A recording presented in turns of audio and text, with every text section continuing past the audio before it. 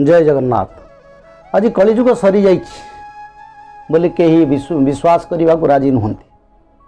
समस्त गोटाए प्रश्न, कलिजुग सरी नहीं, धर्म संस्थापना हेब नहीं एवं मनुष्य समाज रे दुख रहिब नहीं। किंतु आज जो दुख भोगुची मनुष्य समाज, आज जो परिस्थिति के सम्मुखीन होगा पड़े मनुष्य समाज को, से परिस्थिति को हृदयंगम करने मनुष्य पाखे धैर्य नहीं। कलिजुगे हजार हजार साधु सन्त ठक भंड बाहर, निजक साधु कही शिष्य करेंगे एवं शिष्य कर शिष्य मान को लुंठन करेंगे, बहुत शिष्य मान को ठकिबे, निजे परिश्रम न करी शिष्य मान उपार्जन रे घर चलेबे, रोजगार करेंगे, खाइबे एवं बसिकी निजे ऐश करेंगे। गरीब निरीह सरल लोक मान को मिछरे मंत्र दे शिष्य करेंगे। अरे संसार भितर गुरु तो होचंती प्रभु, वंदे भगवती देवी श्रीरामश्च जगत गुरु। आ प्रभु तो गुरु, आ ताटू बड़ गुरु किए अच्छे। तेणु महापुरुष कहले तो राम अच्युत मो नाम अच्युत अज्ञाने भ्रमी न मर, एक आत्मा राम विश्राम करिछि गुरु शिष्य मिथ्या ज्ञान। ए कलिजुग जो ठक मैंने निज गुरु बोली कहते, गुरु बोली कहीं नहांती, से गुरु हबार योग्यता कहीं। तेणुक महापुरुष कहले तो नाम अच्युत मो नाम अच्युत, इाड़ सियाड़ मिछता कहे, स्वप्नागत होती सी एमती कर ठकिबे भंडिबे एवं कहे मु गुरु मत अच्युत निर्देश आसीची। तेणुक अज्ञान भ्रमी न मर, तेणुक से अज्ञान पछरे जदि जुगुड़ेब ताले निजे परिशेष कौन हम ना थोके कहूथुवे जहनम हेलेणी, दर्शन करिछि मुहि थोके कहूथुवे जन्म हेवे प्रभु, ठारगार बुझ तुही बुद्धि विवेक को प्रभु हरि नेबे, बणा हेवे सुज्ञ जहनम आपना हस्तरे स्कंद छिड़ाइबे, मिलिबे देवी भवन। तेणुक बहुत लोक कहते प्रभु दर्शन हेबे। आ किछि भक्त जो माने चेतुआ भक्त जो मानकर योग्यता अच्छी, जो माने से योग्यता रे संपूर्ण, से मानकर जटाजुट नथिबो, से मानकर साधु संतर रूपवेश नथिबो, से माने साधारण मनुष्य होइतबे, साधारण कॉलेज रे पाठ पढ़ुतबे, साधारण स्कूल कॉलेज रे पिला भଳି होइतबे एवं साधारण मनुष्य होइतबे, कौन सी लोक को ठकु नथिबे, परिश्रम करी परिवार को चलाउतबे, एबे भगवान को डाकुतबे। तेणुक से कहते प्रभु को दर्शन करिछु कि प्रभु आछंत बोली। आउ थोके कौन कहते ए ठार गार रे कहबे, विभिन्न प्रकार ब्रह्म ज्ञान बाबद बुझेबे, बुझे कहे प्रभु आसबे, से समय हैनी, प्रभु डायरेक्ट अवतार हेबे, सीधा अवतार हेबे, ये बहुत लोक बाहर। किंतु महापुरुष से कथा कहते कहले बुद्धि विवेक को हरि नेबे प्रभु, बणा हेबे सुज्ञ जन, बुद्धि विवेक को प्रभु हरि नेबे। तेणुक विवेक रहिबो नाही एवं बुद्धि रहिबो नाही। अरे एते बड़ कथा, अनंत कोटि ब्रह्मांडर ठाकुर अवतार नेबे, ऋषि मुनि ब्रह्मा शिव कोटि कोटि देवता जहाँ अनुसरण करुचंती तांकर पाद पद्म शरणापन्न हो जावा लज्जा लगुच। प्रभु पाद पद्म शरणापन्न न होई तापर युक्ति तर्क कौन कौन युक्ति? ये कोटि ब्रह्मांड को जार इच्छा अगणित रवि शशि शिव चतुरानंद कोटि कोटि ब्रह्मा शिव को जी सृष्टि करें विलय करें, ता सहित कौन तेणुक धर्म संस्थापना हेब समय निकट बुझा पड़ो। प्रैक्टिकली आम परिस्थिति की अनुध्यान करने को पड़ो, बुझा पड़ो।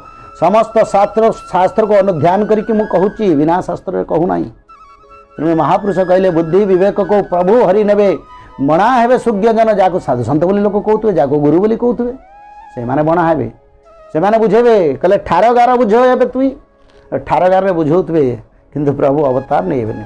आ सेमानक परिस्थिति कौन हम ना आपना हस्तरे स्कंद छिड़ाइबे, मिलिबे देवी भवन। तेणुक महापुरुष कहले छन कामणीबे दुष्ट अज्ञानी ही मातिबे, झगड़ा कथा बखाणी भक्तों को निंदिबे, आ झास देवे काल चक्रे झिमिटी के जाई, झाम गला प्राय हेबे अच्युत कुई। तेणुक झनका मणिबे दुष्ट अज्ञानी मातिबे। साधारण लोक किसी कहबेनि, मानव समाज साधारण मनुष्य मैंने किसी कहबेनि। कौ माने जहाँ जो माने गुरु परंपरा सृष्टि करी समाज को लुंठन करुचंती दिन दीपर चोर तस्कर टाउटर ठक भलिया आउ सेई माने ही एक कथा को एक्सेप्ट करेंगे नहीं बुझे ना। तेणुकर महापुरुष कहले धनका मणिबे दुष्ट अज्ञानी मातिबे झगड़ा कथा बकाणी भक्त को निंदिबे।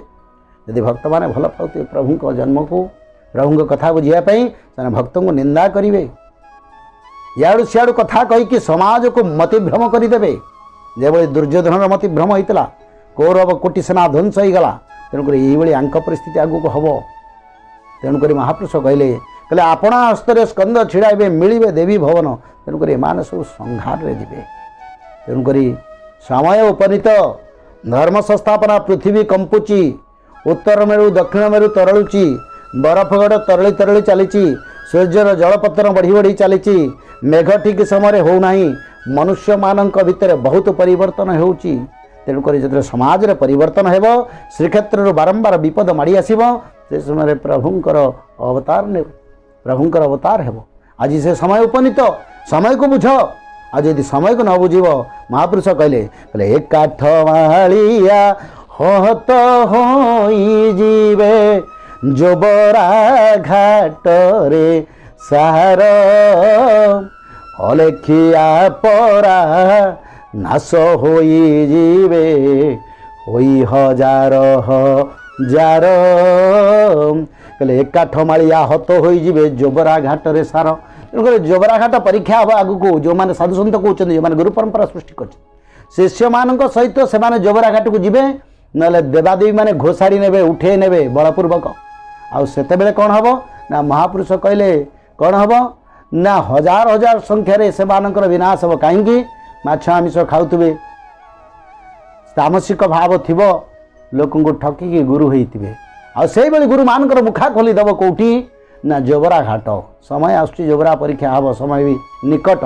तेणुक हे ज्ञानी गुणी समाज मनुष्य समाज साधारण मनुष्य समस्त को मोर अनुरोध समस्ते सात्विकता को आसतु धर्म को फेरंतु गोमाता को पूजा करंतु एवं संसार भितर भगवान का नाम को जपंतु भगवान का नाम को स्मरण करंतु जुग जा न कहे प्राणीता करंती दोष जयंती वृथा ठारे अच्युत वचन तिले न पालिबे गाई बुलिबे थटारे। अरे महापुरुष तो लिखिंट जे प्रभु जन्म है मानव शरीर व्यास लिखिं प्रभु मानव शरीर जन्म है रामायण प्रभु लिखिंट जे प्रभु मानव शरीर जन्म है कौटी प्रभुंकर अलौकिक अवतार अचानक कि जुग जुगर कि प्रभु धर्म संस्थापना करिसेंती राज चक्रवर्ती की रहिसेंती एभली केभे नजर नहीं कि हबार भी नहीं।